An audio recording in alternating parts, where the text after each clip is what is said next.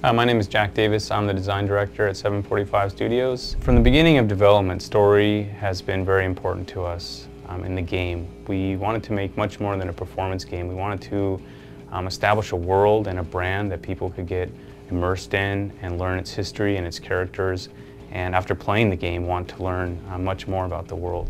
The story is very important as you're playing through the game, as you're playing through the adventure mode, which is called Unite the Clans.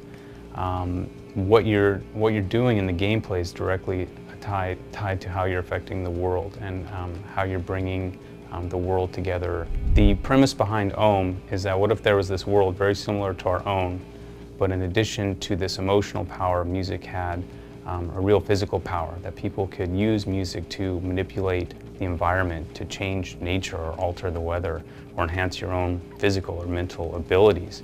And then what would that have done to shape that world, its history, and its people?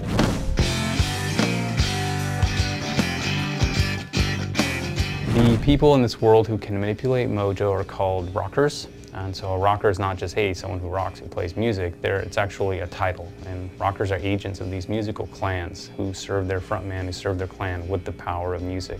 The headliner is an unquestionable ruler. It's kind of basically a monarchy. And the headliner gets his power through these relics called the divine instruments, which according to the legends are tied back into the creation of the world itself, that these deities, these musical deities created the world with these instruments and handed them down.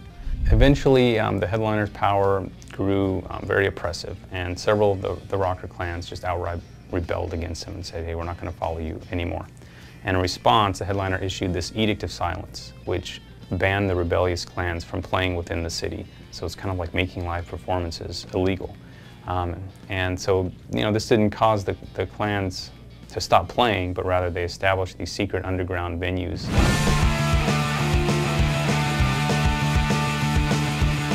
All the venues in the game have this very different, underground, secretive kind of feel to them.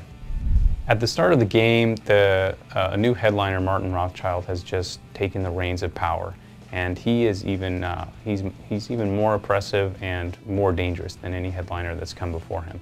And the world is in the worst state of chaos and disharmony than it's ever been in. The rebel clans have risen up against him. They've been banned from playing in the city. It seems like just everything's gonna break out into all-out chaos. And as the player, your quest is to step in and help unite the people of the world, the rebellious clans, and see what can be done about this headliner if he can be stopped.